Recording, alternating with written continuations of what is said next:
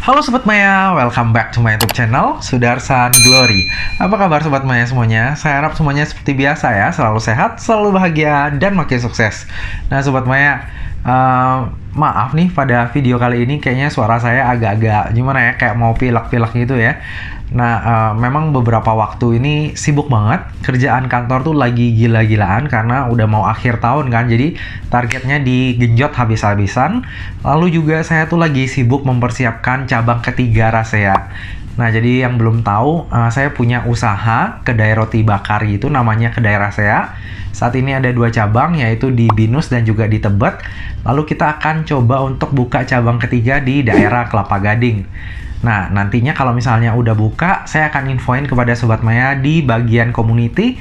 Bagi Sobat Maya yang pesan, nanti saya kasih spesial complimentary. Oke, nggak berasa kita udah berada di penghujung September. Udah waktunya untuk bangunin Green Day nih. Jayus gak?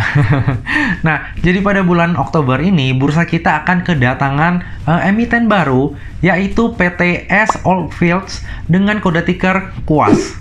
Walaupun nama depannya sama-sama S, tapi S Oldfield ini sama sekali nggak ada hubungannya dengan S Hardware. Jadi Sobat Maya jangan salah sangka ya, mentang-mentang namanya sama terus dihubung-hubungkan gitu. Enggak. Nah, pengen tahu lebih details nggak tentang prospektus S Oldfield ini? Jika pengen, jangan lupa saksikan video ini sampai habis ya.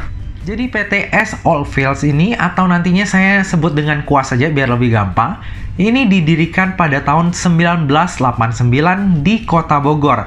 Dulunya bernama PT S Panbras Industry. Jadi pada awalnya PT ini bergerak di bidang industri kayu, gabus, dan juga barang anyaman dari bambu, rotan, dan sejenisnya. Lalu pada tahun 1996, perusahaan ini melakukan joint venture dengan perusahaan Australia, yaitu Oldfields International Pty Ltd of Australia, yang merupakan salah satu perusahaan perlengkapan cat terbesar di Australia. Dari aksi korporasi ini, maka kemudian muncullah PT S Oldfields. Kemudian, PT S Oldfields ini bertransformasi menjadi perusahaan perlengkapan cat di Indonesia, terutama KUAS Cat. Tak hanya menyasar pasar lokal, KUAS juga merambah pasar internasional dengan negara tujuan antara lain Australia, Asia, USA, dan juga Pacific Island. Lokasi pabrik perseroan cukup strategis, yaitu di daerah Cilengsi, nggak terlalu jauh dari pelabuhan internasional. Seiring berjalannya waktu, KUAS telah menjadi salah satu perusahaan perlengkapan cat yang memiliki pangsa pasar terbesar di Indonesia. Dalam menjalankan usahanya, perusahaan menjual produk dengan merek S Oldfield dan juga Prima. Lalu keunggulan kompetitif dari perusahaan adalah sebagai berikut. Oke, tadi adalah sekilas background dari emiten berkode KUAS ini. Coba sekarang kita lihat siapa nih pemegang sahamnya. Jadi bisa kita lihat di sini ya Sobat Maya, bahwa pemegang sahamnya ini non-individu semua. Nah, coba kita breakdown lagi ya. Nah, kita bisa lihat nih Sobat Maya, dari struktur kepemilikan ini, bisa kita lihat bahwa individual ultimate beneficial owner ataupun pengendalinya itu adalah Bapak Joseph Kandiawan yang sekaligus menjabat sebagai Direktur Utama Perseroan. Nah, dari struktur kepemilikan ini sebenarnya ada hal yang kurang saya mengerti. KUAS ini kan perusahaan yang dibentuk dari joint venture. Setahu saya yang namanya joint venture itu harus ada penanaman modal juga. Tapi kok di struktur kepemilikan ini sama sekali nggak ada ya? Bagi Sobat Maya yang tahu tentang joint venture, bisa bantu kasih pencerahan juga ya di kolom komentar. Oke, kita lanjut coba melihat siapa sih direksi dan komisaris dari KUAS ini. Nah, di sini kita bisa lihat ya Sobat Maya ya. Direktur utamanya adalah Bapak Kandiawan. Sedangkan direkturnya itu salah satunya adalah Albert Kandiawan. Nah, dari sini udah ada indikasi nih bahwa ini ya satu keluarga ya. Coba kita breakdown lebih details. Nah, ternyata benar ya Sobat Maya ya, bahwa ada hubungan kekeluargaan nih di antara komisarisnya, di antara direksinya, dan juga pemegang sahamnya. Nah, jadi Bapak Joseph Kandiawan ini selaku direktur utama merupakan ayah dari Bapak Albert Kandiawan selaku direktur. lalu ayah mertua dari Bapak Irwin Allen Purnomo selaku direktur, lalu juga sepupu dari Bapak Dani Ciandra selaku komisaris utama. Nah, ini yang baru Komdir ya. Kalau di pemegang saham, ini lebih banyak lagi nih hubungan kekeluargaannya. Kurang lebih ini mirip Oils ya, perusahaannya perusahaan keluarga. Oke, kita lanjut. Jadi dalam IPO ini sebanyak-banyaknya 390 juta saham atau mewakili 30,17% dari modal yang ditempatkan dan disetor penuh yang akan ditawarkan kepada masyarakat. Harga penawarannya berkisar antara 195 hingga 250. Sehingga dana yang akan diraup dari IPO ini adalah sebanyak-banyaknya sebesar 97,5 miliar. Nantinya dana tersebut akan digunakan untuk tujuan sebagai berikut. Nah, tujuan yang pertama adalah sekitar 39,4% akan digunakan untuk pembelian sebagian tanah dan bangunan dari pihak afiliasi dengan harga sebesar 28 miliar. Tujuan yang pertama ini adalah transaksi afiliasi, mirip yang terjadi di GPSO dan juga SBMA. Untuk analisis kewajaran transaksinya, harga pasarnya itu berada 2,7% lebih tinggi dibandingkan dengan harga pembelian. Walaupun nilai transaksinya wajar, tapi saya sangat enggak sreg dengan transaksi ini. Kenapa? Di dalam prospektus, dikatakan bahwa perseroan telah menyewa tanah dan bangunan gudang sebagai kantor pusat dan lokasi produksi perseroan. Atas sisa tanah yang tidak dibeli akan tetap disewa oleh perseroan sampai dengan 31 Desember 2046 atau akan dibeli secara bertahap sesuai dengan kemampuan finansial perseroan. Tanah dan bangunan telah dijaminkan kepada Indonesia Exim Bank untuk keperluan kredit perseroan. Dengan adanya transaksi ini, maka pihak afiliasi telah mengalihkan resiko kepada perseroan. Artinya, jika nanti misalnya terjadi kredit macet, maka agunan yang akan disita itu adalah agunan dari perseroan, bukan lagi milik pihak afiliasi. Hal ini wajib kita waspadai ya Sobat Maya ya. Coba nanti kita lihat lebih details di bagian liabilitas. Tujuan kedua dari penggunaan dana IPO ini adalah sekitar 60,6% akan digunakan untuk modal kerja yang tergolong dalam OPEX. Lalu untuk jadwal IPO-nya sendiri adalah sebagai berikut. Jadi masa penawaran awal atau book building-nya itu dari tanggal 22 September hingga 27 September 2021. Lalu untuk masa penawaran umum ataupun offering-nya itu dari tanggal 6 Oktober hingga tanggal 8 Oktober. Lalu tanggal listing-nya itu adalah tanggal 18 Oktober 2021. Nah, jadi hopefully video ini saya akan upload di hari Minggu. Jadi bagi Sobat Maya yang mau order pada saat book building itu masih ada kesempatan. Jadi video ini bisa dijadikan bahan pertimbangan ya. Apakah Sobat Maya mau melakukan order pada IPO-nya Kuas ini atau enggak.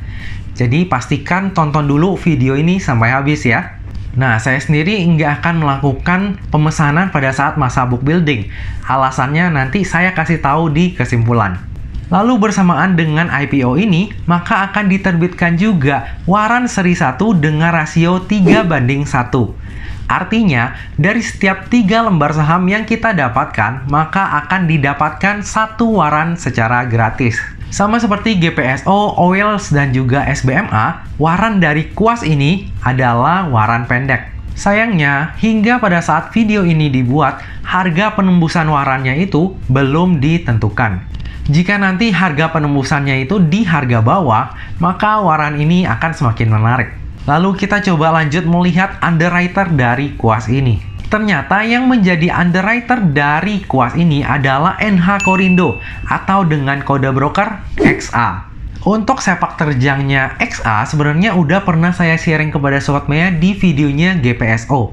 Tapi nggak apa-apa, kali ini kita akan coba untuk bahas secara singkat emiten yang pernah dibawa oleh XA sebagai single underwriter.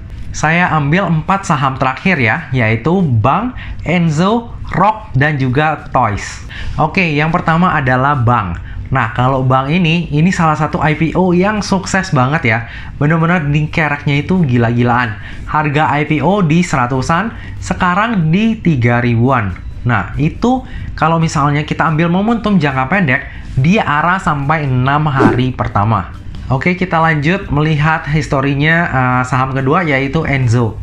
Nah, kalau Enzo ini hanya satu kali arah di hari pertama. Setelah itu, hari keduanya sempat dibawa naik, lalu turun terus-terusan. Sampai sekarang bertengger di 50, enggak bangkit-bangkit.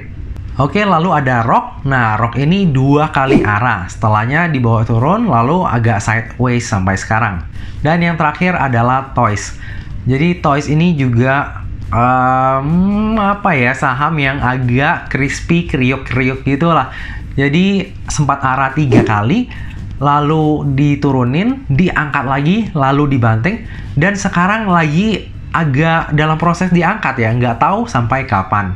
Dari historical ini, XA itu biasanya nggak akan guyur di hari pertama. Jadi masih ada harapan kuas ini bisa closing di zona hijau atau syukur-syukur bisa di bawah arah. Tapi sebelum memutuskan, kita coba lanjut melihat laporan keuangannya. Dari sisi total aset, ini agak cenderung stagnan ya Sobat Maya ya. Yang lumayan oke itu adalah jumlah kas di tahun 2020 itu meningkat dibandingkan tahun 2019 dan juga 2018. Tapi kalau kita bandingkan antara kas dengan total aset lancar, persentase kas ini lumayan kecil ya, hanya sekitar 10%. Asetnya itu besar di bagian piutang usaha dan juga persediaan. Nah, coba kita lihat di bagian liabilitas. Dari sisi liabilitas, ini memang ada penurunan ya, dalam artian ini bagus. Tapi, ada satu hal yang agak mengkhawatirkan nih Sobat Maya. Jumlah liabilitas jangka pendeknya ini besar banget kalau kita bandingkan dengan posisi kasnya. Per 31 Mei 2021, kasnya itu hanya berjumlah 6,7 miliar. Sedangkan liabilitas jangka pendeknya itu sebesar 72 miliar. Coba kita breakdown dari hutang banknya ya Sobat Maya ya. Jadi hutang dari bank ini ternyata hanya dari Indonesia Exim Bank. Lalu hutangnya ini dalam mata uang USD. Saya jadi mikir lagi ya Sobat Maya ya. Waran yang diterbitkan ini merupakan waran pendek. Sementara perusahaan punya hutang jangka pendek yang akan jatuh tempo dari 1 tahun yang nilainya itu sangat besar. Kalau perusahaan punya kepentingan seperti ini, walaupun laporan keuangannya itu kurang bagus atau malah perusahaannya nggak bagus misalnya ya, itu malah akan dibawa naik tinggi supaya orang-orang mau menebus warannya. Tapi itu cuma spekulasi ya, kita nggak pernah tahu apa yang akan terjadi di dunia saham. Nggak ada yang pasti. Oke, coba kita lanjut melihat laporan laba ruginya. Dari tahun 2018 hingga 2019, laba perusahaan selalu meningkat. Tapi kalau misalnya kita telaah lebih details nih ya Sobat Maya ya, pendapatan dari perusahaan ternyata di situ-situ aja, stagnan nih, nggak gerak-gerak. Malah agak cenderung turun dari 2018. Ya memang sih hal ini tergolong wajar, apalagi di tahun 2020 itu terjadi pandemi COVID. Terlepas dari growth yang stagnan, laba yang dihasilkan pada tahun 2020 ini tetap patut kita apresiasi. Enggak semua perusahaan bisa membukukan keuntungan apalagi labanya meningkat di tahun pandemi ini. Nah, di laporan laba ruginya ini juga ada hal yang menarik nih Sobat Maya. Pada data ini dilampirkan juga data di bulan Februari dan Mei 2021. Jika kita lihat, laba per Februari itu selalu lebih baik dibandingkan laba per bulan Mei. Contohnya ini ya. Laba di bulan Februari 2020 itu sebesar 500 juta. Tapi di bulan Mei 2020 malah rugi 800 juta. Tahun 2021 pun begitu. Laba di bulan Februarinya itu sebesar 2,1 miliar, itu malah turun menjadi 1,5 miliar di bulan Mei. Setelah saya cek, ternyata hal ini dikarenakan adanya kenaikan beban umum dan administrasi untuk membayar jasa serta biaya iklan dan juga marketing. Mungkin setiap tahunnya itu emang udah dibudget ya untuk pos pengeluaran yang ini. Nah, kalau misalnya kita lihat polanya ini, besar harapan bahwa laba full year di 2021 ini akan lebih besar dibandingkan dengan laba full year di tahun 2020. Nah, walaupun sebenarnya belum ada perusahaan sejenis yang bisa dibandingkan, saya akan tetap hitung valuasinya kuas ini secara PER dan juga PBV. Karena ternyata banyak juga nih Sobat Maya yang butuh data ini. Jadi langsung aja kita hitung dan kemudian akan didapatkanlah data sebagai berikut. PER dari kuas ini adalah sebesar 39,2 kali. Lalu PBV-nya adalah sebesar 4,42 kali. Valuasi yang premium banget ya. Kalau Sobat Maya mencari saham murah untuk diinvestasikan, kuas bukanlah jawabannya. Oke, dari tadi udah banyak banget hal yang kita bahas. Sekarang akhirnya kita tiba di bagian kesimpulan. Kesimpulan yang pertama, dari sisi kinerja ataupun prospek ke depannya, kuas ini biasa-biasa aja, nggak ada hal yang spesial. Tapi kita tetap harus apresiasi kinerjanya kuas ini. Masih bisa membukukan laba di tengah pandemi. Terlebih labanya itu meningkat dari tahun ke tahun. Ya, walaupun memang perlu diperhatikan ya bahwa laba ini lebih karena pos pengeluaran yang ditekan, sementara pertumbuhan pendapatannya itu ya segitu-segitu aja. Lalu hal yang perlu kita perhatikan dan waspadai adalah tentang hutang jangka pendeknya yang sebentar lagi akan jatuh tempo. Sementara posisi kasnya sangat kecil. Lalu kesimpulan yang kedua, kuas adalah perusahaan keluarga. Bahkan sebagian direksi dan juga komisarisnya diisi oleh anggota keluarga. Nah, sebenarnya hal ini bisa jadi hal yang baik atau bisa juga jadi hal yang sebaliknya. Terlebih kita tahu bahwa perusahaan akan melepaskan 30,17% saham ke publik. Kalau misalnya owner menganggap perusahaan ini bagus, masa iya mau melepaskan saham segitu banyak kepada publik? Terlebih, jika semua waran ditebus, maka kepemilikan publik itu akan menjadi 36,56%. Which is itu ukuran yang sangat besar bagi perusahaan yang baru IPO. Menurut saya, perusahaan ini sama sekali nggak ada menarik-menariknya untuk di-keep dalam jangka waktu panjang. Tapi bagi Sobat Maya yang tetap keke mau keep saham ini untuk jangka panjang, jangan pernah lengah untuk selalu melihat porsi kepemilikan publik. Apalagi jika nantinya porsi kepemilikan publik itu naik hingga di atas 50%, wah itu udah warning banget. Benar-benar wajib diwaspadai.